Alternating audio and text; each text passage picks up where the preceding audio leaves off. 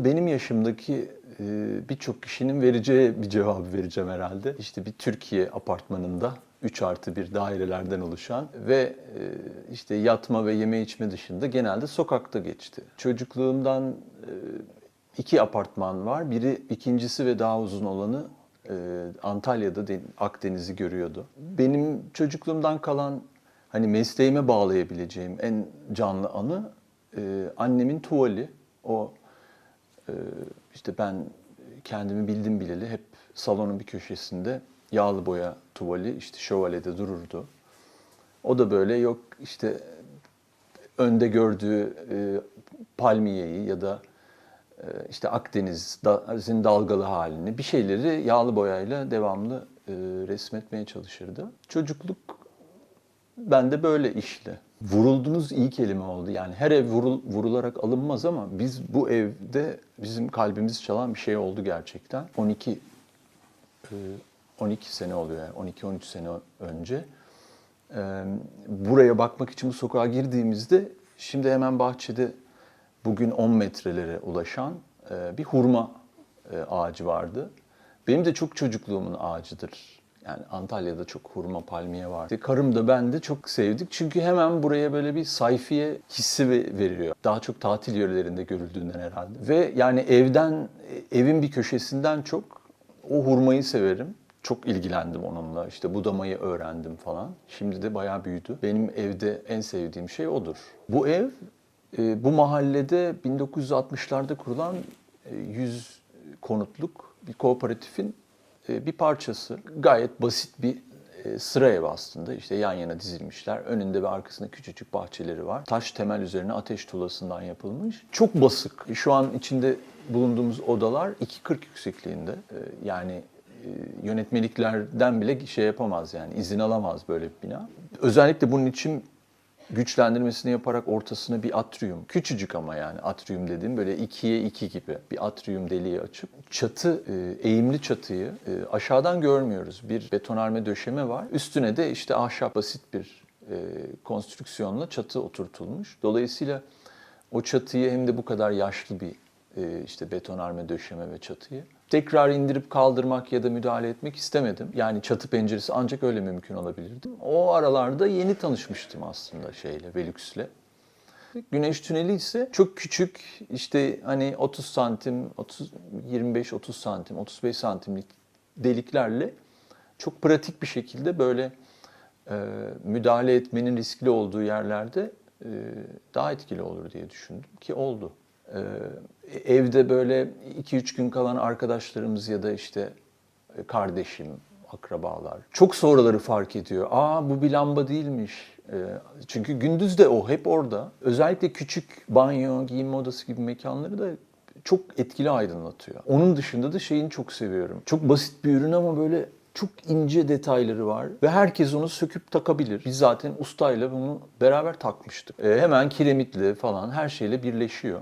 Ve yukarıdan ışık yani onu sağlıyor en önemlisi o. Işığın yani küçük bir atrium. Bu ışığın yukarıdan gelişinin şöyle bir farkı oluyor herhalde. Mesela güneşli bir gün diyelim. Bir bulut geçti. Hatta kuş bile geçtiğini ben birkaç kere burada fark ettim. Yani bir şey geçiyor güneşin önünden. Yakından bir kuş diyelim. Bu salonda fark ediliyor. Böyle bir şey oluyor böyle. Orada bir şey kırpışıyor gibi. O çok eğlenceli bir şey yani. Evin içine hayat katan bir şey. Yani tabii ki pencerelerden işte bir şeyler görüyorsun.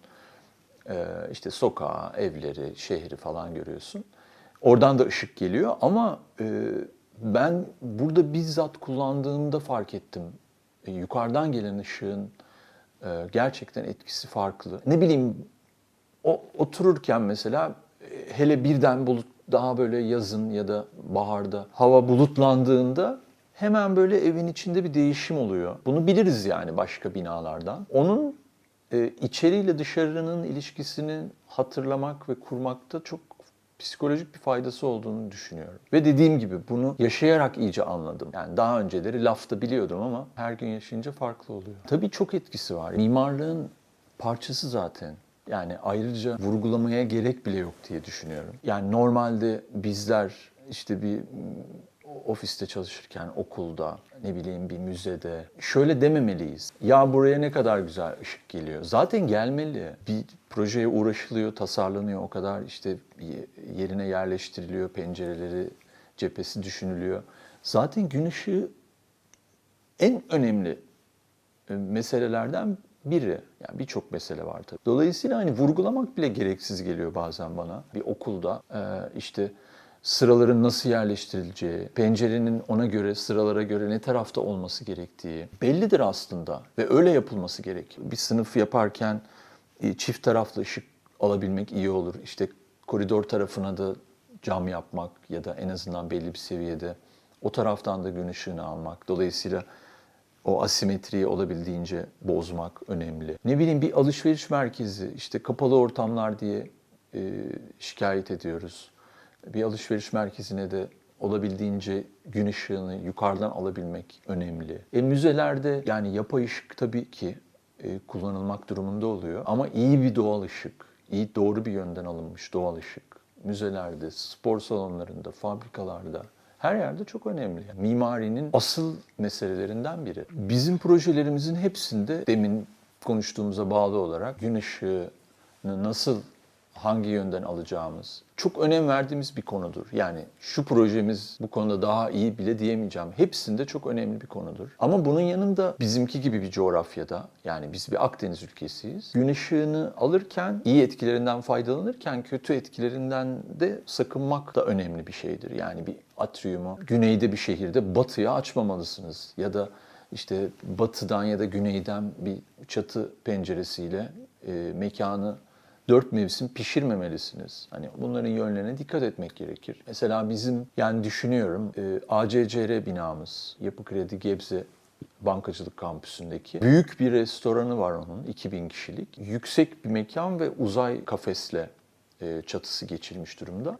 Onun tepesinde fabrikalarda görmeye alışık olduğumuz bu testere çatı var. Ve mesela kuzeyden uzay çatının ve onun altındaki mesh tavanın içinden bütün mekana homojen bir gün ışığı alıyor. Şimdi daha yeni Sille'de işte bir okul bitirdik. Bir ilkokul, ahşap. İşte 6 tane sınıfı var, küçük şirin bir yer. İşte orada hani sıralarla pencerelerin ilişkisini kurmanın yanı sıra hemen koridorda avluya bakıyor. Sınıflar diğer yönden, pencerelerin karşı yönden de ışık alıyor. Ama bu mesela benim okuduğum Antalya'daki lisenin yeni binası da böyleydi. Zaten böyle olması gerekir. Onun dışında Türkiye Basketbol Federasyonu'na bir basketbol gelişim merkezi yapıyoruz. Mesela bütün spor salonları 5-6 tane var ana salon dışında. Onların hepsi Zeytinburnu'nda bu.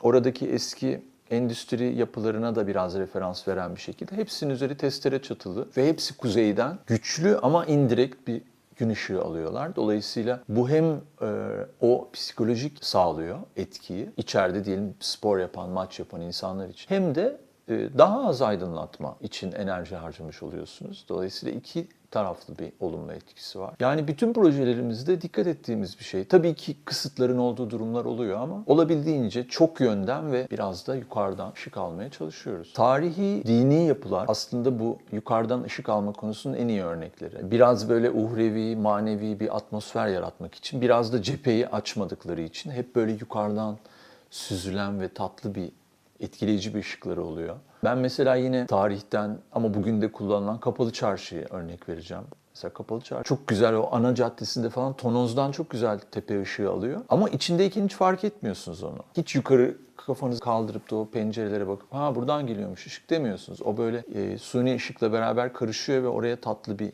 hava veriyor bence. Özel olarak tek bina aklıma geliyor gerçekten. Utzo'nun Kopenhag'da bir kilisesini gezmiştim. Onun ışığını hatırlıyorum. Bilbao Guggenheim. Yani onun da zaten iç mekanı çok böyle ele avuca gelmez bir iç mekanı vardı ama her yerden o beyaz yüzeylere her yerden, her aralıktan ışık giriyordu. Oranın ışığının da çok iyi olduğunu hatırlıyorum.